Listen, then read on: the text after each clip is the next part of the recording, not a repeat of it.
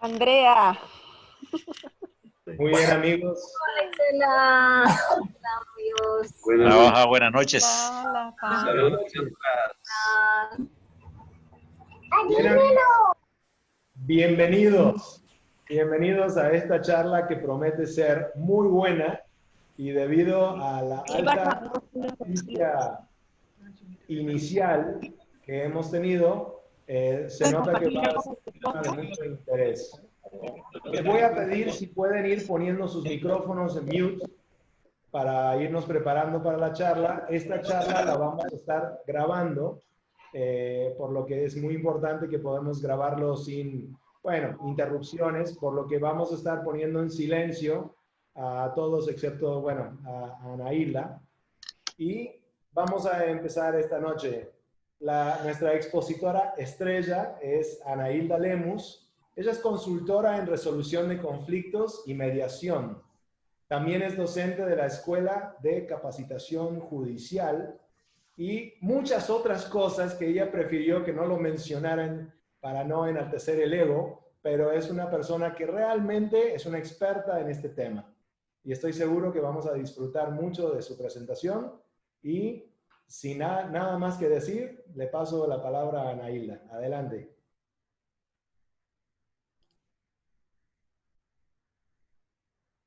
Anaílda. Ay, Dios. Muchas gracias, Ray. Sí. Es un placer estar con ustedes, poder saludarles, tener esta oportunidad de volver a ver mucha gente conocida y conocer otros más de este espacio. En realidad, este tema es un tema muy crucial en la vida de nosotros. Son de las conversaciones cruciales que no podemos evitar. Entonces, y no podemos evitarla porque nos expone día a día. Y día a día nos damos cuenta de nuestros aciertos, de nuestros desaciertos, de nuestras alegrías, de nuestros desafíos y a veces hasta tristezas porque sentimos que necesitamos a veces algo más para poder ir resolviendo todas esas cosas, todos esos escollos que la vida nos presenta. Pero la cosa es que este tema nos abarca a todos, porque todos pertenecemos a una familia, vivimos con alguna pareja si vivimos con nuestros padres, o vivimos con una pareja si es que nosotros ya estamos pues en relación de matrimonio o de vivir la vida juntos. Entonces, la idea de esta noche es poder como conversar un poco. Voy a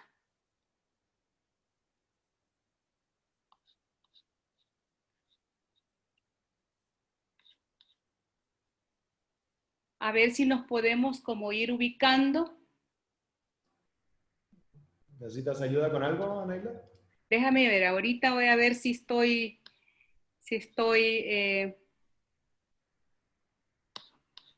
gracias.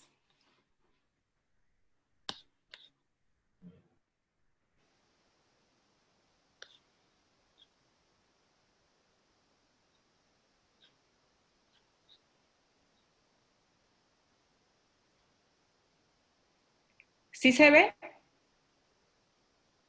¿Sí? Muy bien. Bueno, entonces decía pues que la idea es que nosotros podamos conversar, no pretende ser una charla magistral, sino una conversación. Y me gusta mucho ese tema de conversaciones cruciales, porque son precisamente cosas que no podemos soslayar y que tienen un efecto positivo en las vidas de nosotros. Entonces, el tema que conversábamos con los organizadores de esta reunión es hablar un poquito alrededor de la resolución de conflictos en la pareja. En realidad, cuando hablamos de conflictos, es llegar a un estadio de una situación ya un poquito más complicada. Pero en realidad no todas las cosas que nos pasan en la pareja son conflictos, sino que pueden empezar con algunos roces, algunos malos entendidos, algunos enredos que pueden darse en la cotidianidad. Entonces, Cuando ya oímos la palabra conflicto, inmediatamente nosotros nos preocupamos o nos sentimos como que no quisiéramos ni siquiera que digan nada de eso, porque no quisiéramos que se den cuenta que no tenemos una relación armoniosa. Pero en realidad, lo que estamos hablando son de las cosas cotidianas que nos pasan a todos. Que si nosotros no desarrollamos algunas comprensiones y algunas habilidades para poder enfrentar todas estas situaciones, entonces sí, pueden ir escalando y llegar a convertirse en conflictos, y muchas veces son unos conflictos que se expresan de una manera de fuerza o de violencia. Entonces yo he traído algunas ideas organizadas para la conversación. Voy a exponerlas a ustedes y al final de la exposición vamos a tener un espacio para conversar, que de verdad les digo, tengo mucha expectativa de que sea un espacio en el que ustedes puedan participar. No quisiera que se convierta estos minutos en un monólogo de mi parte. En un principio sí, porque voy a exponer lo que traigo para ustedes, pero en lo sucesivo sí me gustaría escuchar sus puntos de vista, inquietudes o hasta preguntas.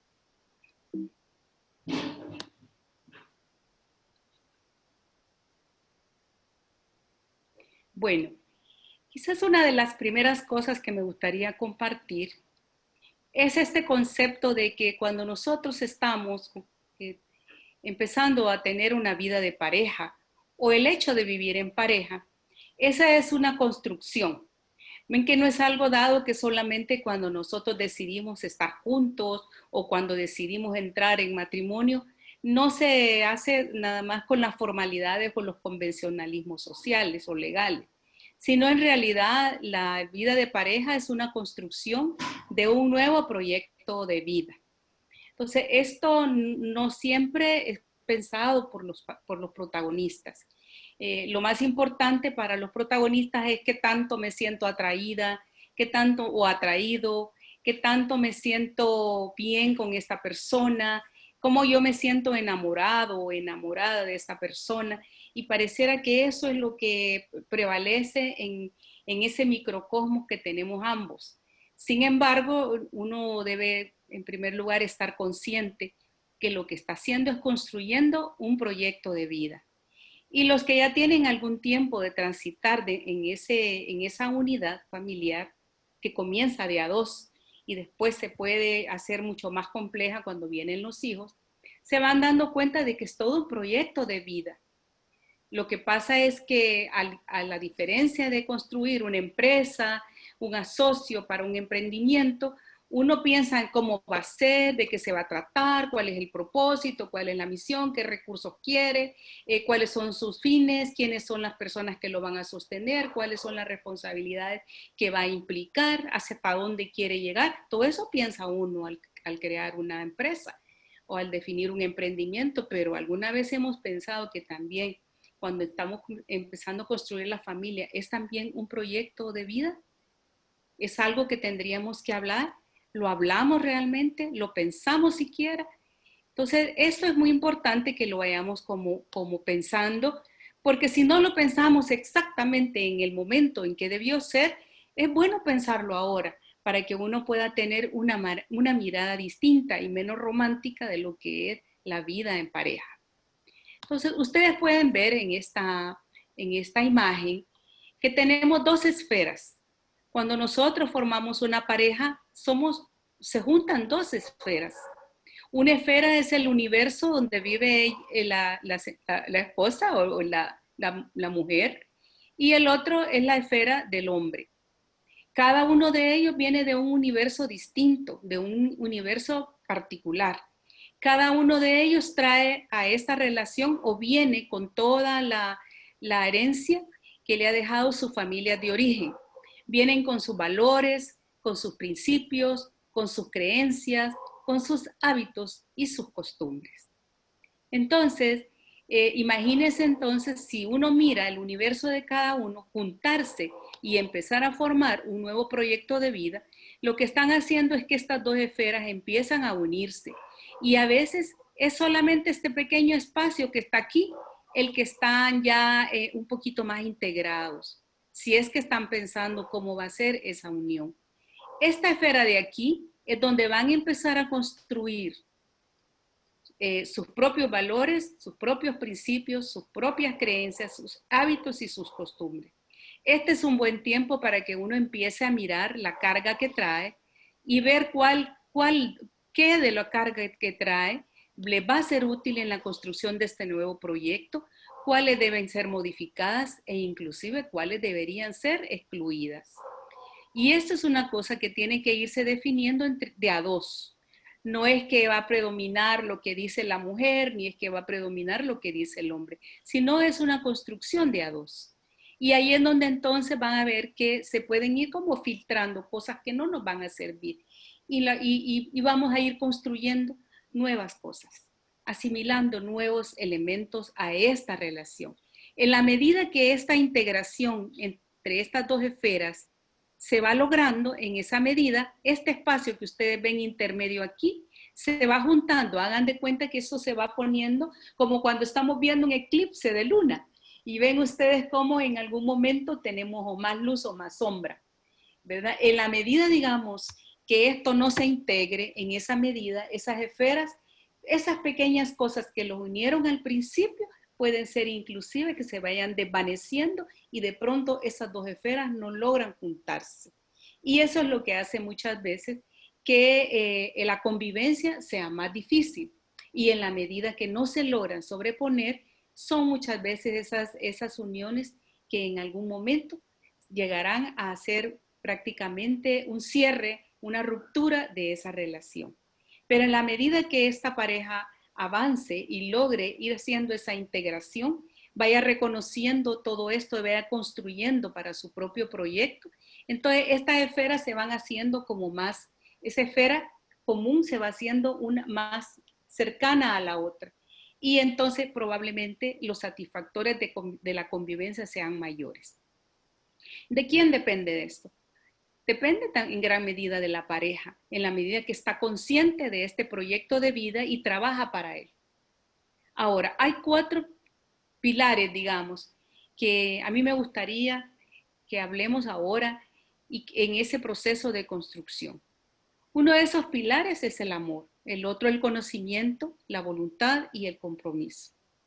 Es cierto que para que una pareja decida juntar su vida, estar con el otro, necesita también una pequeña fibra de amor, ¿verdad?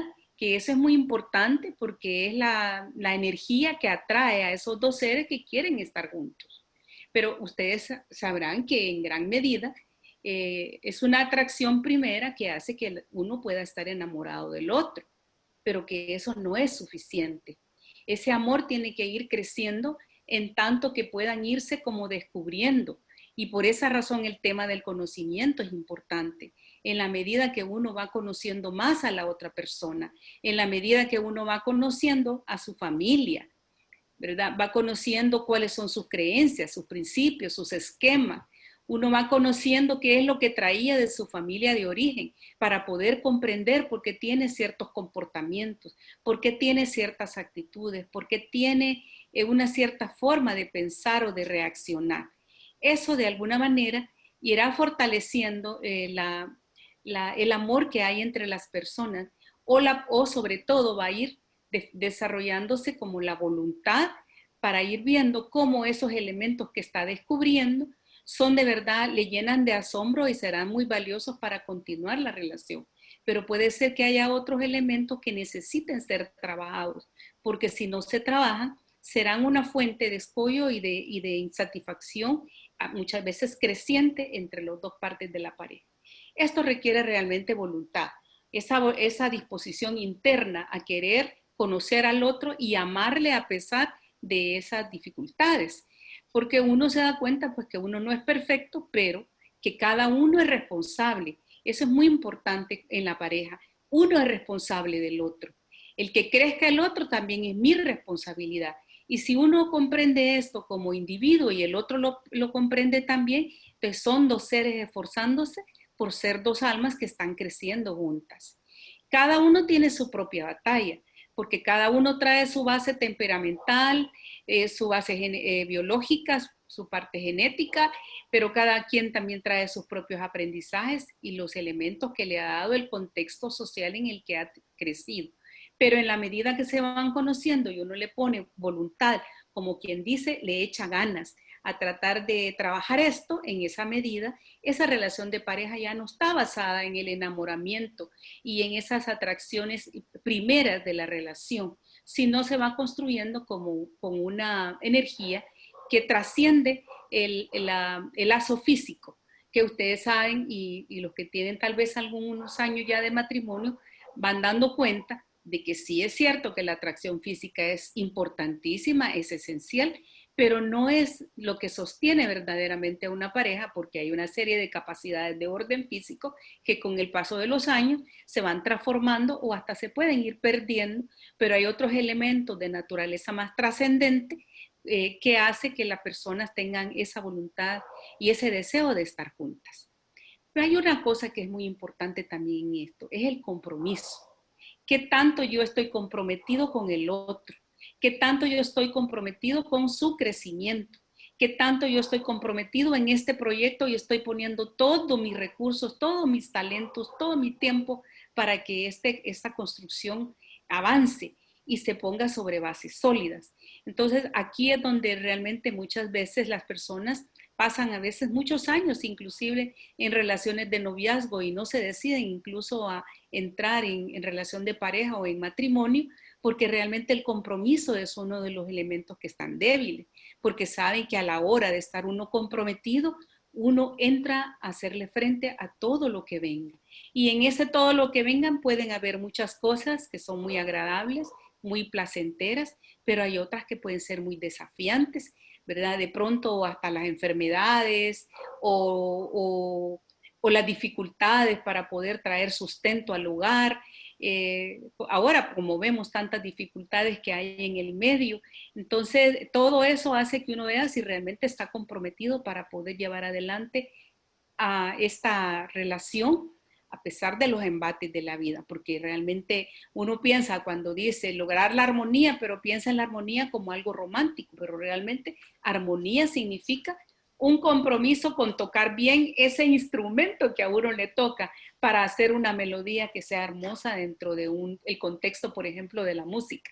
Porque la armonía es un concepto, es un elemento que viene precisamente de la música, ¿verdad? Porque cómo vamos a entonar nosotros una melodía si cada uno está tocando su instrumento musical por su lado.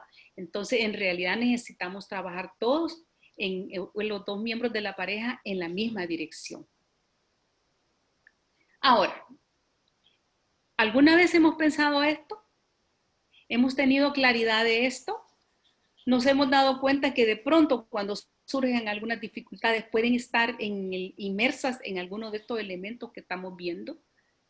Entonces, ahí es donde uno se pregunta, ¿cómo surgen los conflictos? ¿Cómo es que surgen? Aún si usted lo hubiese pensado bien esos 4 elementos y empezó con una buena base, uno piensa que no va a tener conflictos. Eso no es tan cierto porque los seres humanos somos seres vivos y en la medida que estamos en relación con el otro, vamos a chocar, ¿verdad? Entonces todos los seres vivos están en movimiento y entran en unas interacciones y en esas interacciones lógicamente van a surgir algunas dificultades, algunos enredos, algunos problemas, malos entendidos o conflictos. Entonces vemos nosotros, por ejemplo, que surgen conflictos o dificultades cuando tenemos discrepancia en nuestras opiniones. Y esas discrepancias tienen que ver con las cuestiones, por ejemplo, en la inversión del dinero, en cómo traer el sustento, de qué vamos a trabajar, las demandas laborales que tenemos, la llegada de los hijos, la crianza de los hijos. Entonces, podemos tener discrepancias en el camino, pero entonces, ¿las discrepancias son un problema? ¿Pensamos nosotros que vamos a tener siempre 2 seres humanos que piensan igualito uno con el otro? Realmente estaríamos pensando en una relación tremendamente aburrida, ¿verdad? O tremendamente explosiva. Imagínense que los dos fueran tan explosivos y sin medida. ¿Qué pasaría con esa pareja? O los dos fueran tan plácidos como un lago. Realmente sería la vida bastante desafiante. Vamos a tener diferencias de opiniones y ese puede ser una de los generadores de conflicto. Si no lo sabemos manejar, esto será una dificultad. Volvemos entonces a los 4 elementos, hasta dónde entonces nos conocemos, hasta dónde tenemos voluntad, hasta dónde lo podemos hablar. Otra de las áreas donde surgen también muchas dificultades tienen que ver con las expectativas no cumplidas.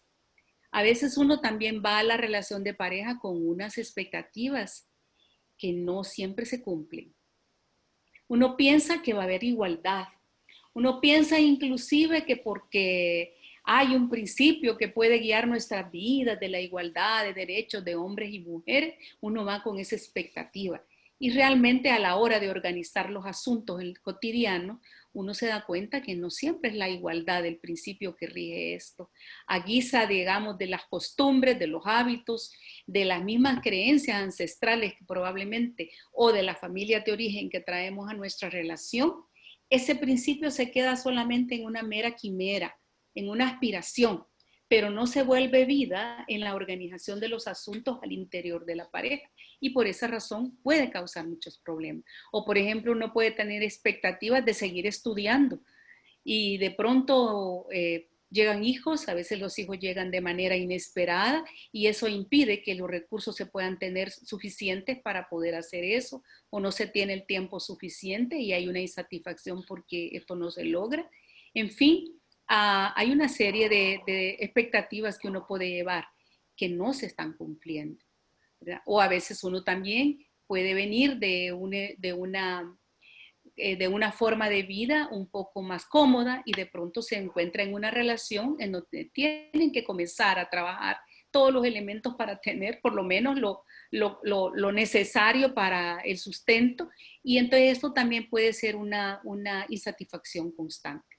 Y hay también, la mayoría de los conflictos se dan sobre todo en los factores de la propia convivencia diaria.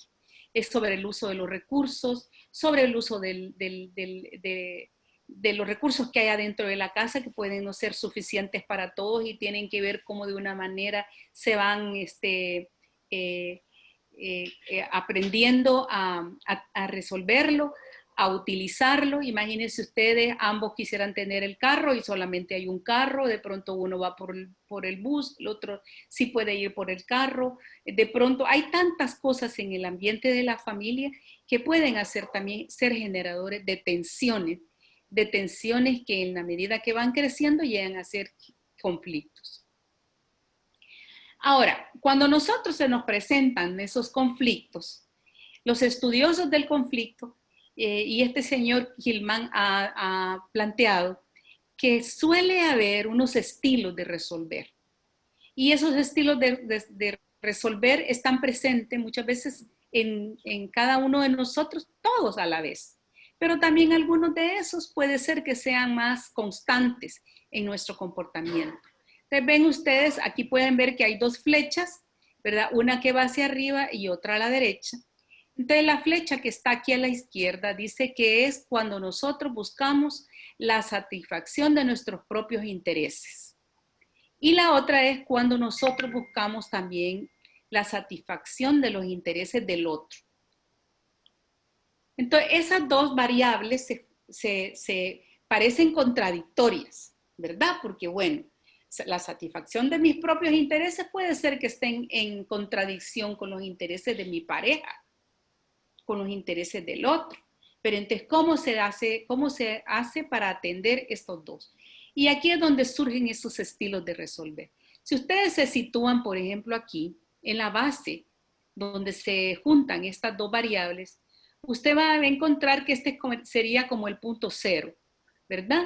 Entonces, en el punto 0 es que uno no está ni interesado en satisfacer sus propios intereses, pero tampoco está muy interesado en la satisfacción de los intereses ajenos. Entonces usted va a tener aquí se sitúa en este lado, un estilo evasivo. Es aquel tipo de comportamiento en el cual ante un problema uno lo evade. Uno lo evade y lo va postergando. Uno prefiere meterse en el partido de fútbol o en la novela, ¿verdad? Antes de sentarse a hablar sobre el asunto, ¿verdad? O en el peor de los casos, no, mejor me voy a la casa de mi madre, a la casa de mis padres, para no no enfrentar este asunto. Este estilo lo que hace es que se va a evadir, es como el avestruz, esconde la cabeza en la tierra y con solo esconder la cabeza piensa que ya el mundo exterior ya todo se va a estar en calma, pero en realidad los problemas no se resuelven y ni se atienden sus propios intereses ni se atienden tampoco las necesidades del otro. Pero usted se puede ir entonces al extremo en el que usted lucha por ganar sus intereses, por satisfacer lo que usted quiere y se olvida del otro. Aquí usted, el fin justifica los medios. Usted puede usar cualquier medio para poder lograr la satisfacción de sus asuntos. Me gusta mucho una canción, hay una canción mexicana, ¿verdad? Que dice que, o un dicho mexicano, que dice que Jalisco nunca pierde, y si pierde, arrebata, ¿verdad? Entonces, de verdad, es un ejemplo de este tipo de comportamiento, de este estilo de resolver. Entonces, al final, gano yo y no me importa si el otro pierde. Ahora, en el otro extremo, usted puede tener a la persona que siempre se niega a sí misma, que no importa lo que esta persona necesite, lo que le interesa es estar bien y entonces se somete o concede lo que el otro quiere. Entonces, esto se dice que es un condescendiente, una persona un concededor, ¿verdad? Entonces, también es un estilo. Y luego tenemos aquí en el centro, acá lo encontré como comprometido, pero en realidad se refiere a aquellas personas que les gusta resolver sus diferencias de ganar y perder, o sea, mitad y mitad, pues, entonces en esa mitad y mitad, tú ganas una parte, yo gano otra parte, y tienden a resolver de esa manera. Y hay otro estilo que se le ha conocido como el estilo colaborativo, en el cual la persona lucha por satisfacer sus propias necesidades, pero también es sensible, es empático a las necesidades del otro. Y entonces se dispone a escuchar y a conocer mejor lo que el otro quiere, pero también es asertivo para expresar sus propias necesidades. Y así las soluciones o los caminos de solución que puedan encontrar tratan de tener como una fórmula de ganar, ganar. O sea, ganas tú, gano yo. Entonces, estos son como 5 estilos que son muy prevalecientes entre los seres humanos, y lo que se dice es que cada uno de ellos tiene sus propias características y sus propias ventajas, pero también tiene su sentido de oportunidad. Son muy oportunos para ciertas situaciones y para ciertas personas, con ciertos protagonistas, pero no siempre son la única manera de resolver cada uno de ellos. Y que entonces el ser humano debería de aspirar a conocer, digamos, las ventajas y desventajas que cada uno de ellos tiene y desarrollar la capacidad de poder elegir cuál es el estilo que más le conviene en situaciones determinadas, en momentos determinados y con personas determinadas. En la medida que podamos desarrollar esa habilidad, en ese sentido, nuestros asuntos van a ir siendo resueltos de una manera más satisfactoria para todas las personas. Esto es, imagínense usted, por ejemplo, un atleta que está corriendo y está compitiendo con otro, no se va a parar a esperar a que venga el que viene atrás de él, ¿verdad? Si su meta es ganar. Entonces ahí, por ejemplo, el estilo competitivo es fundamental. O usted, por ejemplo, está en un momento determinado con otra persona, la persona está muy violenta, saca un arma y empieza a amenazarle. ¿Usted qué hace? Usted utiliza el estilo evasivo, usted huye. Y eso precisamente, estos dos estilos vienen precisamente de la parte instintiva que prevalece todavía en los seres humanos, que es de ataque y huida, y que nos sirve muchas veces para la sobrevivencia. Entonces, en algún momento va a ser necesario tenerlos. Y lo mismo pasa, por ejemplo, con el concededor. Algunas veces uno piensa que hay situaciones más trascendentes que hacen que uno decida conceder para que pueda surgir algo mejor. Entonces, hay una analogía que probablemente algunos de ustedes conocen, como cuando dice la semilla, renuncia a ser semilla, porque sabe que de ahí va a surgir un árbol. Entonces sabe que hay un fruto que va a ser de una forma superior y por eso entonces renuncia al ser en ese momento. Entonces esto de pronto es bueno conceder porque nos permite inclusive ganar algo que sea de orden superior. Ahora bien, esto de mitad y mitad depende. Si usted va al mercado y usted va a comprar un producto y entra en el tema del regateo, probablemente entonces usted tiene que mirar cuánto le puede bajar de precio la persona, la otra persona mide cuáles son sus ganancias y sus inversiones y se van a poner de acuerdo. Este regateo es muy bueno para cierto tipo de cosas, pero por ejemplo, cuando usted va a hablar de sus hijos o cuando usted va a hablar de sus vidas, uno tiene que pensar si realmente puede irse mitad y mitad. Vea, si la mitad y mitad es justa, si hay justicia en esto. Pasa, por ejemplo, cuando las parejas quieren resolver un tema de quién va a sostener la casa o aún en la separación dice, sí, pero que cada quien dé mitad y mitad para el sostenimiento de los hijos, pero los ingresos del hombre no son iguales que los ingresos de la mujer. Y entonces uno no puede esperar mitad y mitad porque sus ingresos no son los mismos. Entonces no sería justo pensar que se va a resolver con mitad y mitad. Entonces, el espíritu de este estilo, en el estilo colaborativo, el espíritu es distinto, porque ahí lo que se está mirando es cuáles son las capacidades y habilidades que tiene el ser humano, cuáles son sus necesidades, cuáles son sus recursos, para que entonces puedan encontrar soluciones que les permitan ganar a cada uno. Y muchas veces ni siquiera estamos hablando de distribuir cuestiones materiales. Hay una historia sobre este punto o esta forma de resolución que me gustaría contársela. Es una historia muy famosa y es la historia de las naranjas. Dice que había dos hermanas que había una naranja y las dos estaban disputando la naranja. Entonces fueron donde la madre porque no quería ceder ninguna y la mamá les dice, háganmelo por la mitad, tomen la mitad cada uno, que es lo que estamos viendo en esta forma del punto medio. Y ella, no, yo no quiero la mitad, ni yo tampoco. Entonces dijo la madre, démela a mí, yo me la voy a comer. Tampoco quisieron, porque no satisfacía su necesidad. Entonces, al final, la madre hizo una pregunta sabia y dijo, ¿para qué quieren la naranja? Cuando le preguntó eso, una dijo, bueno, yo quiero el zumo de la naranja porque quiero hacer un jugo. Y la otra que quiere, yo quiero toda la parte de la cáscara de la naranja porque quiero hacer un pastel. Entonces la madre dijo, tranquilo, entonces pelemos la naranja, sacas el jugo y tú te quedas con tus cáscaras. Entonces ahí uno puede ver que las necesidades son diversas y que uno nada más tiene que explorar qué es lo que el otro necesita y entonces el pastel de distribución se aumenta porque entonces pueden ambos salir gananciosos de una situación de impasse como la que está planteada en esa historia. Bueno, entonces vale la pena preguntarse, ¿cuál es su estilo predominante? ¿Con qué suele usted responder? ¿Qué de esto es tan cierto en su vida?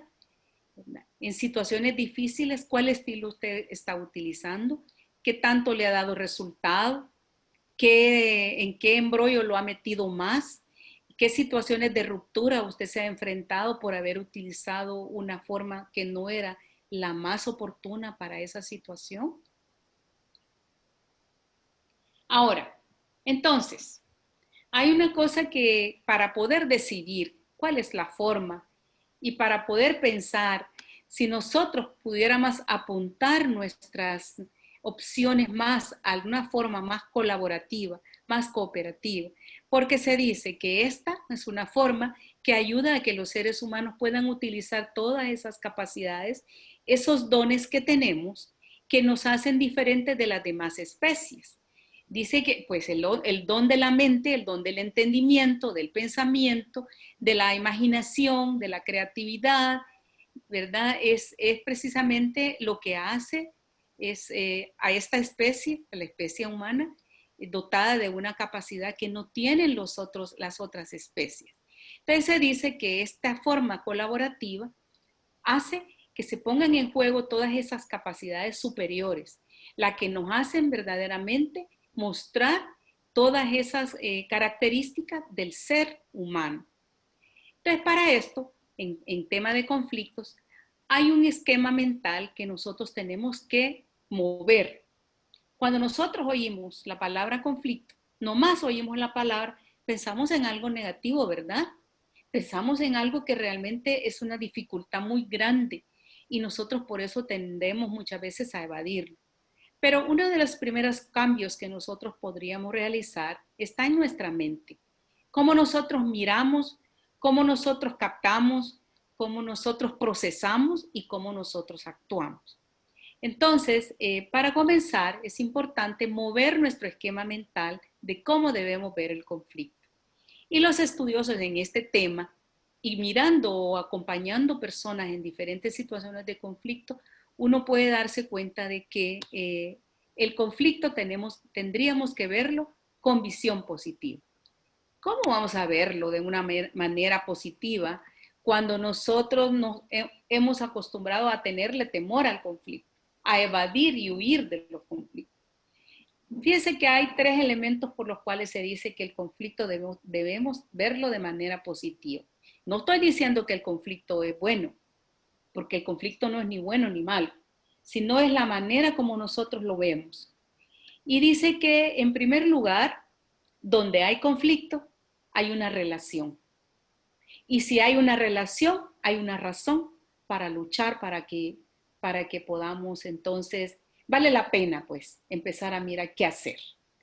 Hay una relación, me importa el otro. Porque si no me importa, entonces ya no vale la pena que usted se quede a trabajar en eso. Otra de las cosas por las que se dice que es positivo es que el conflicto es un factor de cambio. ¿Qué quiere decir esto? Que no estamos satisfechos con lo que nos está pasando. No estamos satisfechos de cómo estamos actuando o comportándonos frente a una situación dada. Por tanto, uno puede quedarse encerrado en el problema o puede buscar la solución. Y por esa razón se dice que el conflicto es un factor de cambio. Queremos pasar de aquí a otro estadio donde podamos ser más satisfactorio para nosotros, donde sea una fuente de bienestar. Y que entonces el conflicto, por esa razón, dice que aumenta la motivación y la energía. Vean ustedes, aumenta la motivación y la energía. Piensen un poquito o traten de evocar algún momento en que ustedes han tenido un conflicto. ¿Será que cuando hay un conflicto usted está allí rumiando ese tema? ¿Será que cuando usted va manejando va diciendo, sí, pero me dijo tal cosa y yo le hubiera dicho tal o cual cosa? Usted está hasta preparando los alimentos en casa y está pensando, pero yo le voy a decir esto y esto y esto.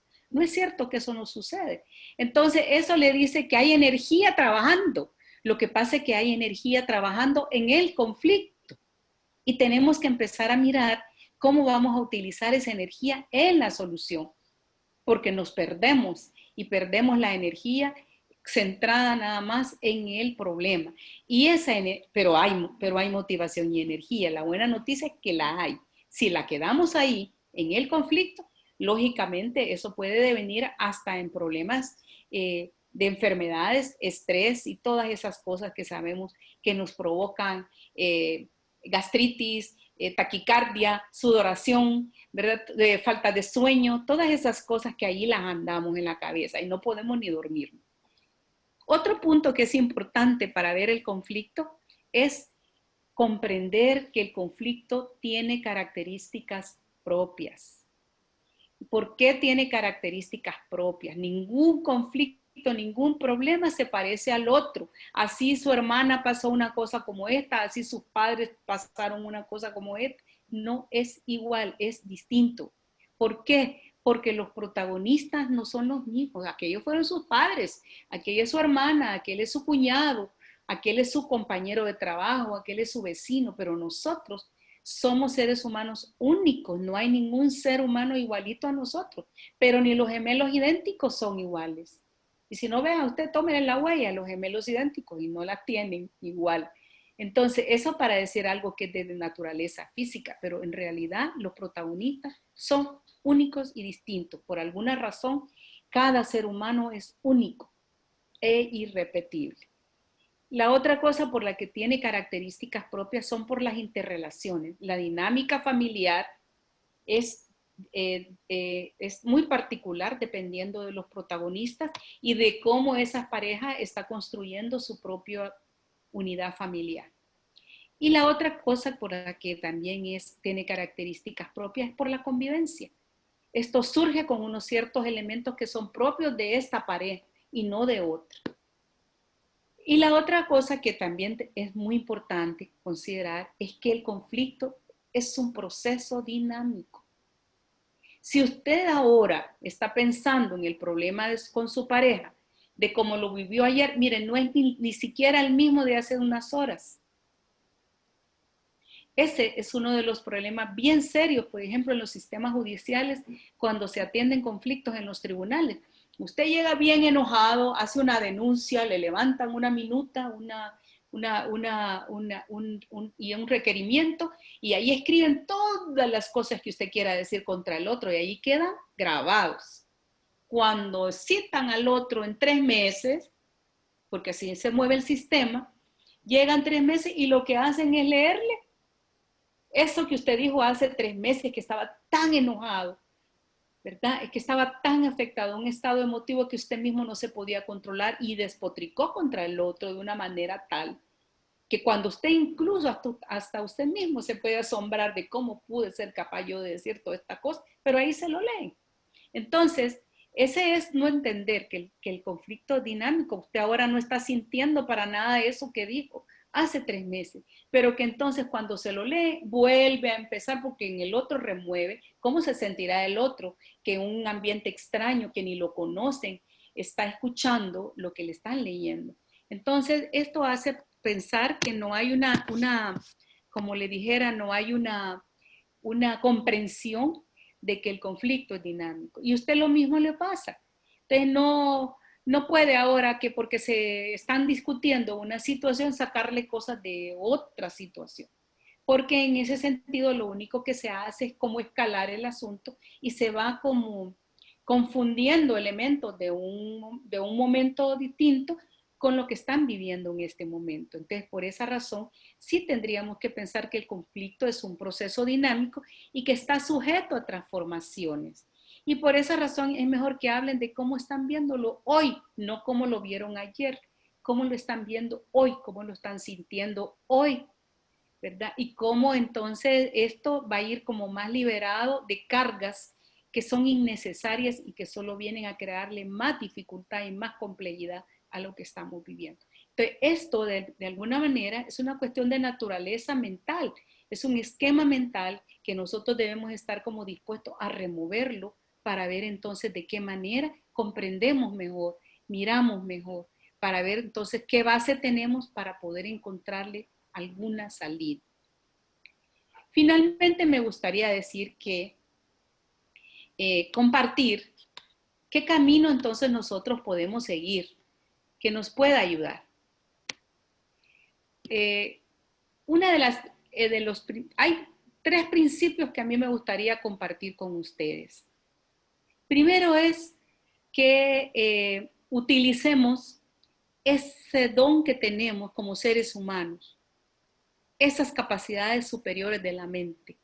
No nos dejemos llevar solo por lo que percibimos, porque los sentidos también nos pueden hacer una mala pasada. Entonces, pensemos antes de reaccionar. Pensemos cuál sería la mejor manera para decir esto o para expresar algo, o cuál debería ser mi manera para posicionarme frente a lo que me están diciendo. Entonces, ¿qué va a ayudar? Si el grito que voy a dar, si la palabra brusca, si la mofa, la burla o salir huyendo. Entonces, ¿qué debo hacer? Piense antes de reaccionar. Esa es una cosa que nos permitiría a nosotros darle oportunidad a la mente a que actúe más que a las vísceras. Porque cuando nosotros reaccionamos sin pensar, generalmente son las emociones las que se ponen en juego. Y las emociones de verdad después nos hacen ver que no era lo que queríamos decir. ¿Cómo pude decir yo esto? Entonces piense antes de reaccionar. Segunda cosa que es principio, que es muy importante, es que hay que ser duros con el problema. No seamos negligentes, no dejemos que escale, no dejemos que suba de nivel.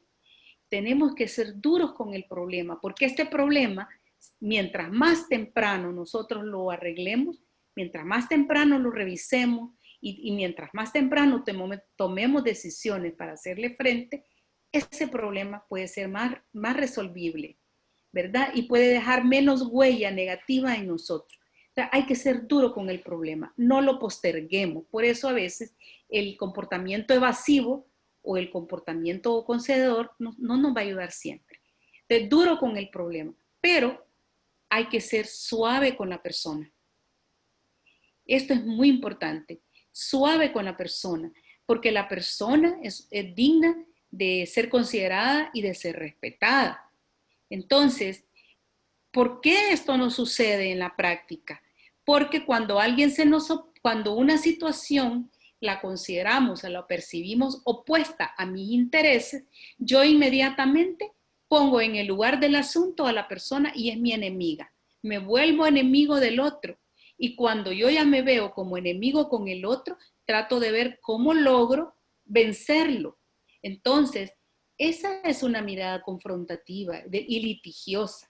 Y esa es lo mismo que hace el león, ¿verdad? Cuando los animales en la selva, cuando nomás miran, se ven amenazados porque el otro quiere lo que yo quiero o porque este tiene lo que yo necesito.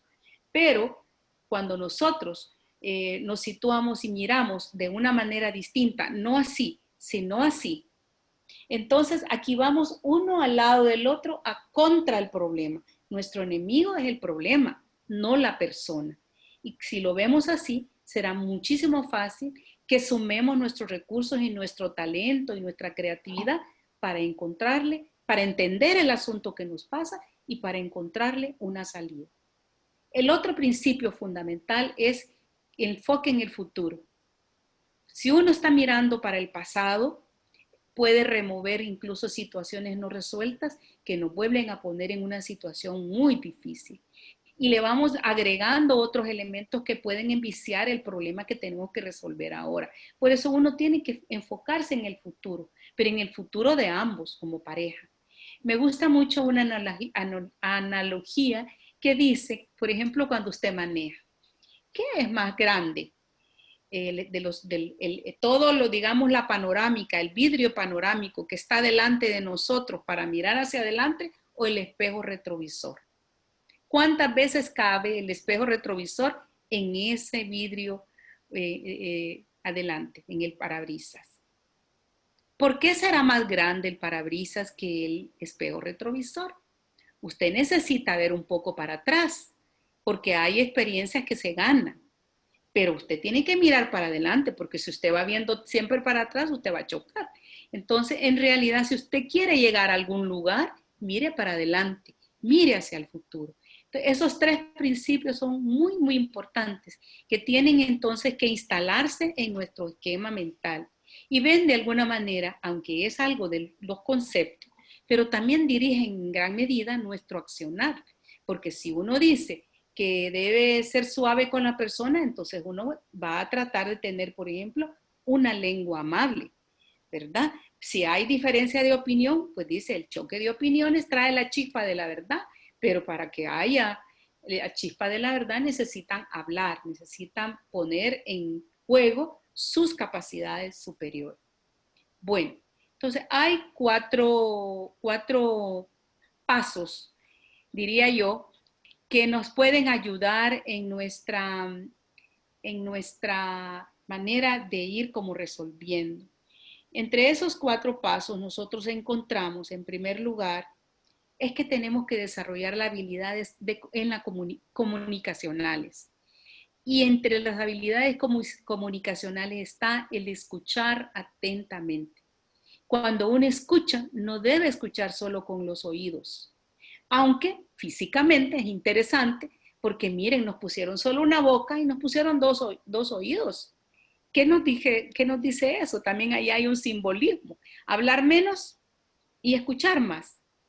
Sin embargo, cuando hablamos de la escucha atenta o de la escucha activa, estamos hablando de escuchar con todo, estar con el otro cuando está hablando.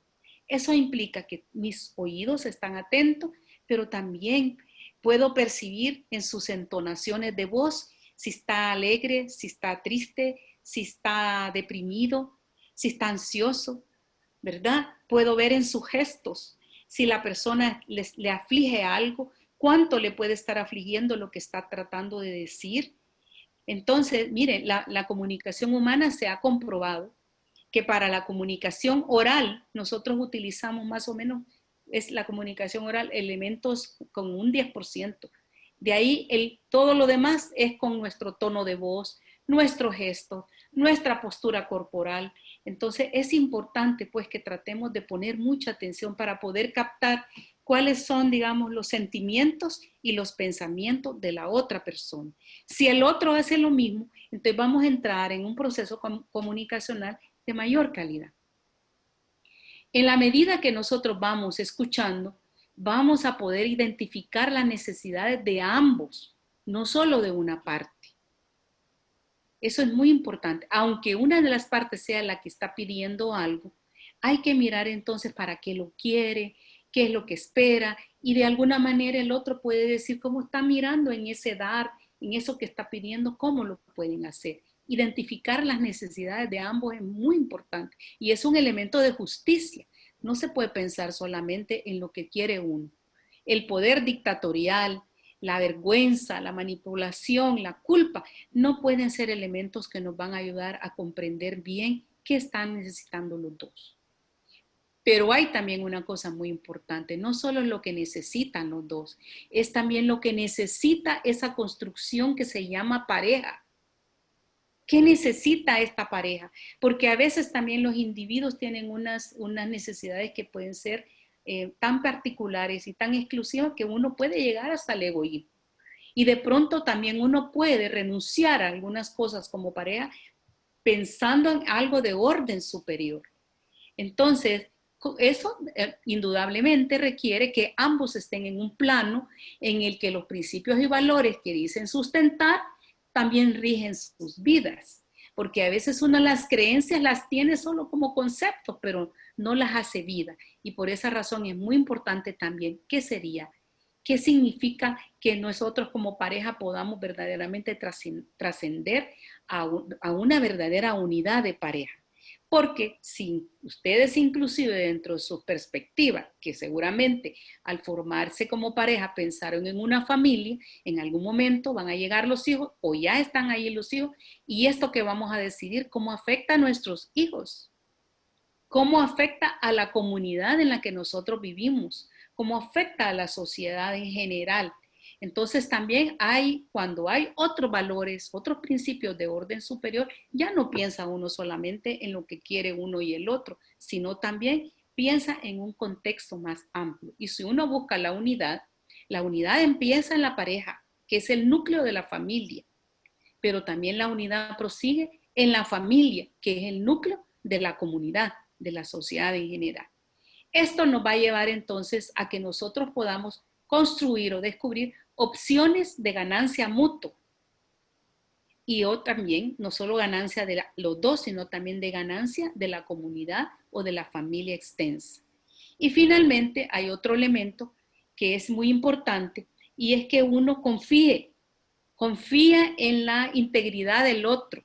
Si en un momento dado uno fue perdiendo la confianza porque tuvo un comportamiento que no parecía que iba a cambiar, pero si ahora se está comprometiendo, aquí viene de nuevo el tema del compromiso.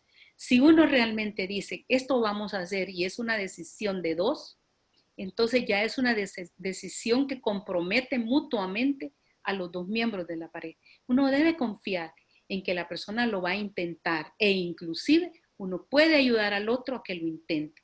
Y si ambos nos ayudamos, probablemente esos compromisos o esos acuerdos que estamos llevando ahora sin duda van a llevar a feliz término. Entonces, esa es una manera, son unos 4 pasos que son relativamente sencillos, pero que a la hora de ponerlos en práctica no son tan sencillos. Pero en la medida que nosotros lo hacemos y lo practicamos, se va volviendo una disciplina para la vida. Y ven entonces cómo ese proyecto de vida va siendo, digamos, más satisfactorio y va generando como unos espacios de armonía y equilibrio entre los miembros de la pareja. Ahora, yo planteé esto solamente pensando en formas de resolución que todavía está en las capacidades de nosotros. Ya si uno se va a otros espacios, cuando uno ya no puede resolver por sí mismos, hay unos espacios organizados por la misma sociedad en la cual usted puede irse por la vía de los tribunales, que es a pelear con la otra persona, o usted puede irse por la vía de unas soluciones o unas formas de resolución que sean más dialogadas, que impulsen esas formas cooperativas y colaborativas que son las que, de los estilos que yo estaba mencionando. Entonces ahí es donde surge, pues uno se va al tribunal o uno se va a procesos de conciliación o de mediación, que es donde también hay gente que profesionalmente se dedica a esto. Pero yo he tratado esta noche de decir, esto es lo que podemos hacer nosotros. Eso está en nuestro poder, es de devolver el poder a nosotros. La mayoría de los problemas de pareja, señores, mire qué cosa más increíble.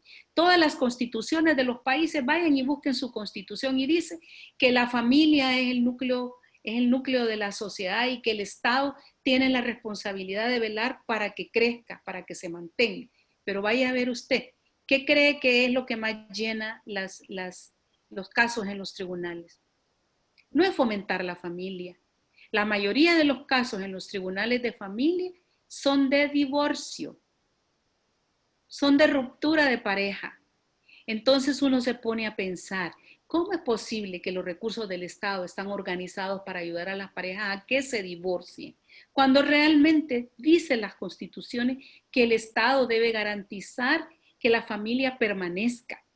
Entonces, en realidad, uno lleva ahora a los tribunales todas las cosas que realmente uno puede resolver en el ambiente familiar. Entonces, prácticamente las ideas y los conceptos que yo he querido compartir con ustedes esta noche es a devolver el poder que tiene cada uno de nosotros en la pareja para resolver sus diferencias. Tenemos la capacidad. Lo que pasa es que muchas de esas capacidades están ahí en potencia, no han salido, están en latencia, no se han desarrollado. Démonos el espacio. Y en gran medida es removiendo todos estos esquemas y teniendo la valentía y el coraje de empezar a ponerlas en práctica.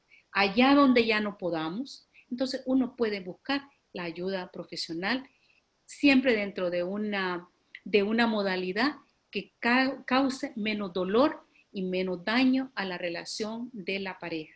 Y si la pareja ya no puede seguir y es imposible, tiene que cuidar la relación parental, porque allá donde esta pareja ya procreó hijos, ya tiene una responsabilidad todavía mayor. Se puede romper la relación conyugal, pero no se rompe la relación parental, o sea, la relación de padres. Y si viven en desacuerdo constante, viéndose como enemigos uno a otro, imagínense cuán difícil va a ser poder cumplir esa función de padres, más cuando tenemos hijos pequeños, que son, digamos, ese tipo de relación de pareja va a ser su referente. Siempre la relación de los padres es el referente de los hijos. Entonces puede ser un referente muy positivo, pero también puede ser un referente que haga inclusive a los hijos muy temerosos de entrar en relación de pareja. Entonces no es extraño, por ejemplo, ahora que las nuevas generaciones no quieran entrar en relación de pareja. Prefieren vivir de una manera, ¿cómo se dice ahora? Como dicen, de amigos con beneficios, pero no una relación en la cual verdaderamente se comprometan a llevar adelante una unidad familiar en construcción. Eso era básicamente lo que yo traía para ustedes. Entonces, creo que ha llegado el momento en que podamos conversar. Muy bien, amigos. Anaíla, antes que nada, muchas gracias por esta presentación. Ahora vamos a pasar a la parte donde tienen un botoncito para ir levantando la mano Somos varios, así que lo que les pido es que le piquen el botón que dice Raise Hand, y Sheila les va a ir liberando el micrófono para que puedan hablar. Entonces, ¿quién será el primer valiente que quiera confesar su relación de pareja? Ay, no. Ok, o simplemente tengo una duda para Inaila.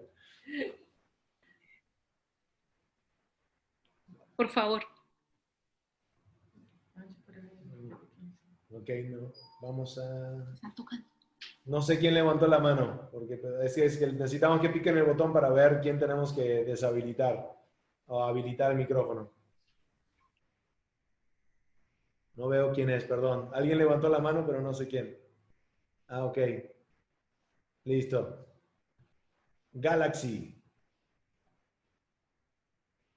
Ok. Ahora puedes desmutear. ¿No? Ok. Sí, ¿me escucha bien?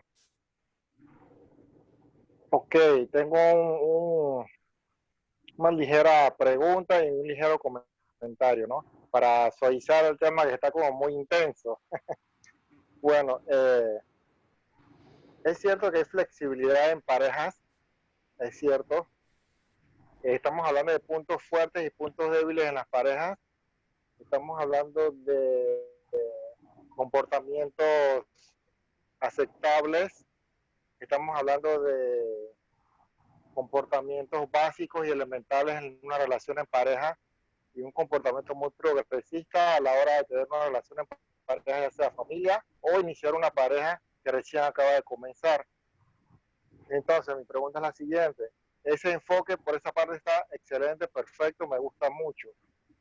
Pero, ¿en qué se basa este análisis cuando personas que no están en nuestro círculo, bajáis o no bajáis, o en estos niveles de comprensión que estamos nosotros ahora mismo, o que están en el mismo nivel de otras personas que ya comprenden un poquito el tema, personas de escasos recursos, personas de, por decirlo así, menos preparación, personas como usted lo mencionó anteriormente, señora Hilda, personas que no han tenido esas bases en su familia para estar capacitados para poder llevar a cabo una vida en pareja fructífera, personas que prácticamente no tienen una carrera, por decirlo así, personas que en el diario vivir trabajan en X o Y empleo donde sus recursos económicos son muy pocos para, para poder llevar a cabo una tarea de 2, 3 o 4 hijos, o si cómo usted lo considera, es mi pregunta, ¿es más fácil, es más difícil para ellos, es más fácil para otro grupo de personas, o, o quizás usted lo pondría de alguna forma como equivalentes, ¿no? Equivalentes entre una clase distante y la otra, o viéndolo igualitariamente, como usted lo había mencionado, que en las relaciones se van viendo equitativamente y muchas veces tendemos a desvariar cuando decimos ya no lo vamos a ver igualitativamente para todos, sino vamos a verlo bien para una parte y mal para la otra. Esa es mi pregunta, no sé si me entendió, por favor.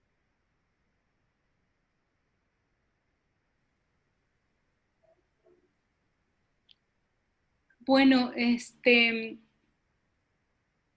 una cosa es común a cualquier familia, a cualquier pareja, independientemente de si ya tiene una carrera profesional o es una persona con un grado educativo más modesto. Independiente de todo eso, lo importante es que nosotros estamos inmersos en estas situaciones y que las capacidades o las habilidades para poder hacerle frente a esto no son iguales y no dependen exactamente de algún título profesional.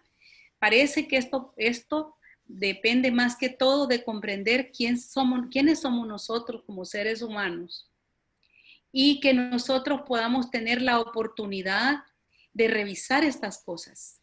Entonces, vean ustedes, por ejemplo, aquí estamos, yo en un momento me pareció que vi como más de 50 conexiones en esta conversación. A mí me parece que esta es una gran oportunidad para que 50 familias, si no más, porque puede haber alguien más de una persona en una conexión, más de una familia, puedan conversar como eso y empezar a revisar sus propios esquemas. Usted dirá, para millones y millones de personas que son en el mundo, ¿esto qué importa? Sí importa. Sí importa. ¿Verdad? Porque es como un video me encantó cuando dicen que un hombre estaba a la orilla del mar y a lo lejos se veía así su silueta, que se agachaba y recogía algo y lo tiraba al mar. Y un observador estaba muy intrigado de ver eso y se acerca y le pregunta, ¿usted qué hace? Y le dice, estoy devolviendo esta estrella de mar al mar. Y le dice, ¿y eso qué importa? Y es que usted piensa que va a resolver esos problemas con eso. Y le dijo, sí, es cierto. Tal vez no es para todas las estrellas de mar, pero para esta hace la diferencia. Y la lanzó al mar. Entonces, aquí hay 50 familias, por lo menos hablando de esto. Pero yo pensaría que detrás de cada uno de ustedes se relacionan con cuántas personas se relacionan en su vida, con cuántas familias, 5, 20, cuántas personas. Entonces, es una gran oportunidad primero para que nosotros reflexionemos sobre nosotros. A mí misma, el hecho de preparar estas ideas, organizarlas, me permite darme cuenta de algunas inconsistencias, algunas incongruencias. Entonces, por esa razón es que uno tiene que comenzar a conversar, a tener conversaciones significativas en su propia familia, consigo mismo, con su pareja, con su familia y además aspirar a tener una influencia en otros para prevenir. Por ejemplo, los primeros otros con los que podemos nosotros generar alguna influencia son sobre nuestros propios hijos. Mientras más chicos, mejor. Y si ya somos adultos, también nos ayuda a ser más compasivos cuando estamos con otras personas que vienen y nos cuentan y nos piden a veces hasta consejo. Ya no darles un consejo fuera de una cuestión que ayude a la unidad familiar. Pero usted sabe que ahora le dicen, déjalo, ¿por qué seguís con esa persona? Tú eres muy bobo al estar con esta persona, quítate de ahí. Esos son los consejos. Entonces nosotros podemos ahora entrar a una conversación más llena de sabiduría y con mejores elementos para ayudar a que la unidad familiar pueda mantenerse, si ese es un principio que rige nuestras vidas. Entonces creo yo que es triste que la gente no tenga estos elementos, pero no significa que no pueda comenzar a cambiar. ¿Verdad? Los seres humanos no todos han tenido la oportunidad de entender quiénes somos y cuál es el propósito de estar en este plano terrenal. No sé si eso te ayuda o responde.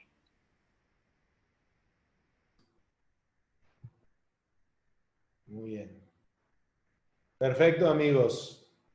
¿Otras preguntas? ¿Otros que levantan la mano? Estoy brincando de cámaras para ver si alguien levanta la mano.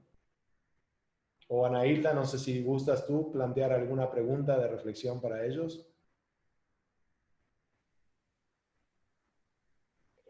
Pues muchas a mí gracias. Sí, Muchas parece gracias, que hay Araila, preguntas. muchas gracias. Perdón, Anaíta, ¿decías?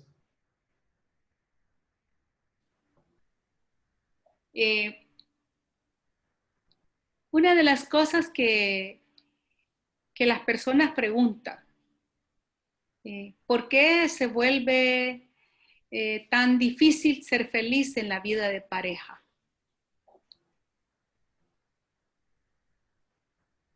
¿Por qué no podemos ser felices? Okay. Tengo a Edith Margaret, que voy a invitarla. Adelante, Edith. Bueno, en realidad soy yo el que quiere comentar algo, Salvador.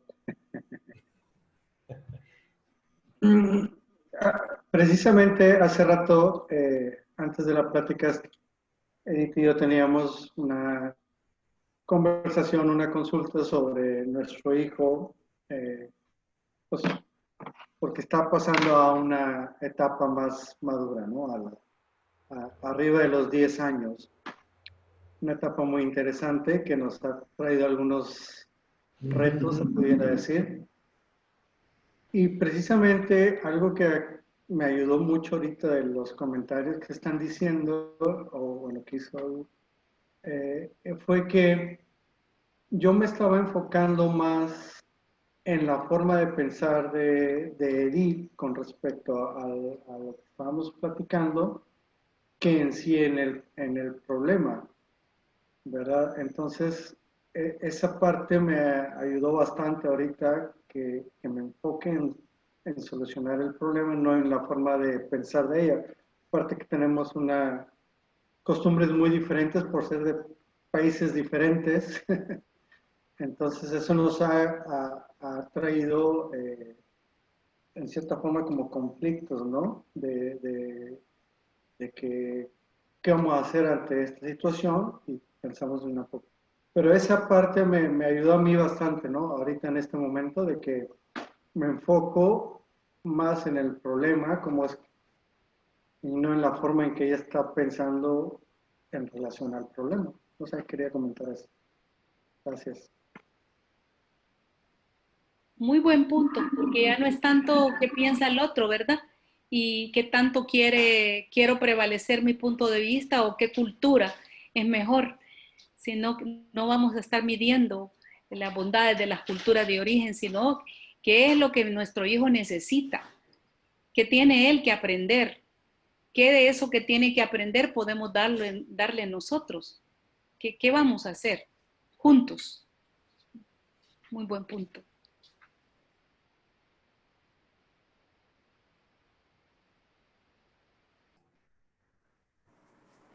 Muy bien, amigos. Sí. Perdón. Luisa, adelante. Gracias, Ryan.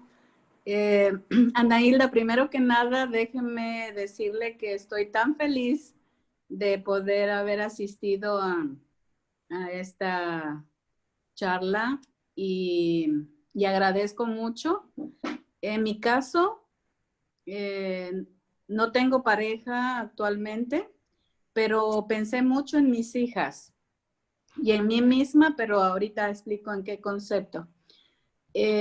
Una de ellas acaba de casarse y me parece magnífico y qué bueno que lo van a grabar y pediría que lo pudieran hacer llegar para que se lo comparta.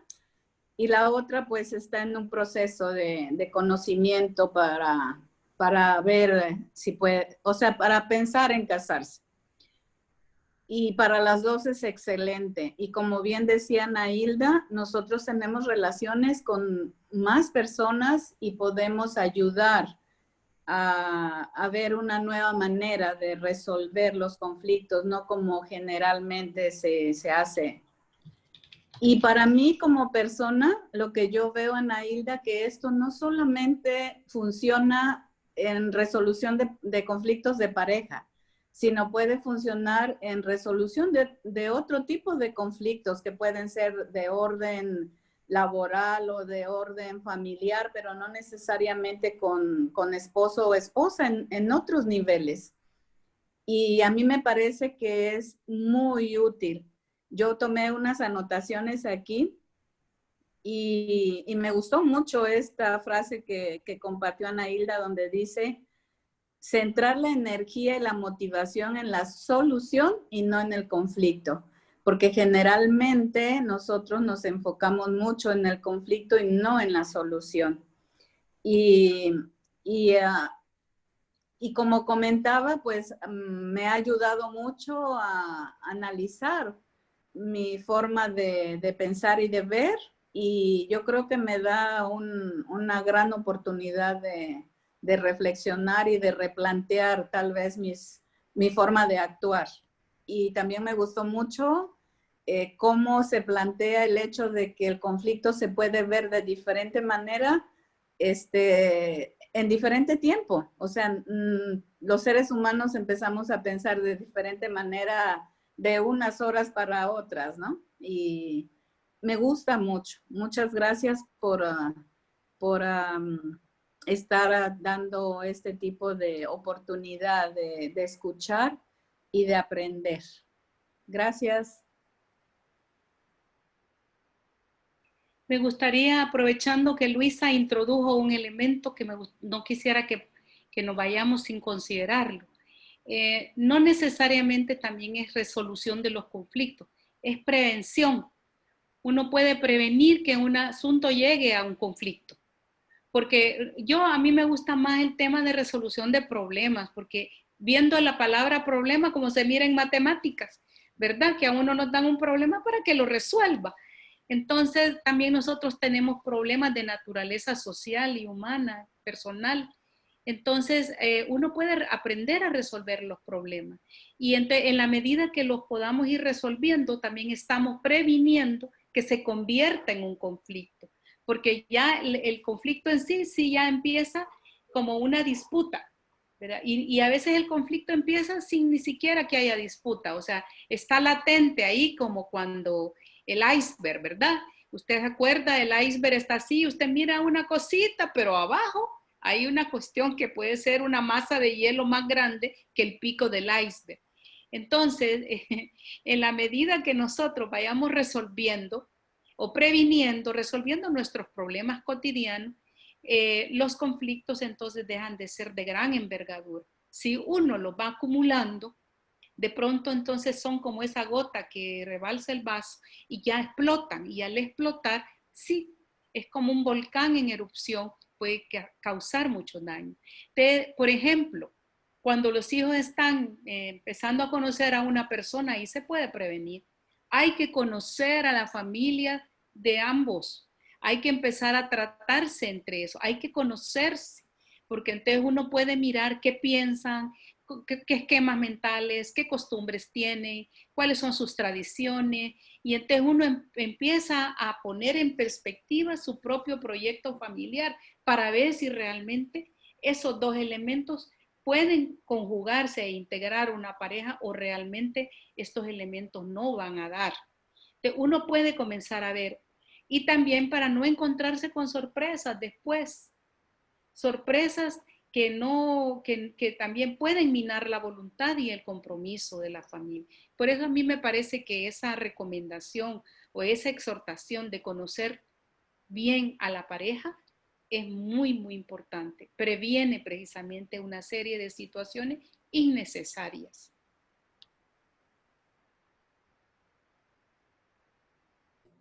Perfecto, tengo algunos comentarios, pero si gustas, adelante. Tengo dos manos levantadas. Adelante, Galaxy J8. Ok, soy yo, señor Raya, ¿me permite? Está bien. Ok. Adelante. Ajá, señora, ¿cómo es que se llama? Hilda. Señora Hilda, tengo una pequeña consulta más bien que hacerle. Pasa una cosa, escuchando a los demás participantes de esta pequeña charla, estaba dándome cuenta de que el problema no existe básicamente nada más en este tipo de situaciones, confrontaciones familiares, en pareja, cosas así. El problema realmente, y si lo vemos desde un punto de vista más realista, se va más allá de lo que estamos conversando actualmente, y es un tema muy extenso. Vemos a parejas que hoy en día demoran un año, tienen 2 hijos y terminan la relación, y más adelante ya no se ven más, los hijos no ven más al papá. O sea, una cruda realidad, por irnos a ese tope de la escala por donde vamos. Vamos a parejas que se relacionan muy bien, vamos a parejas que les va muy bien en la vida, terminan toda su vida de la vida muy bien. Vemos a familias completas desintegrándose. En la actualidad sabemos que ese es un tema muy tabú que todavía no se resuelve. Familias enteras que por X o Y motivos, dinero, empleo, trabajo, droga, alcohol, problemas emocionales, sociales, problemas de bullying, de muchas cosas, las familias se desintegran. Entonces, es cierto, todas las funciones que usted ha designado en su tema han sido muy buenas, y yo las felicito porque están muy bien y han sido mejores, y son buenas soluciones, porque usted ha empleado soluciones, ¿no? Entonces mi consulta es la siguiente. todas estas soluciones, pasándolas a otro contexto, ¿cómo podrían ayudar como medicina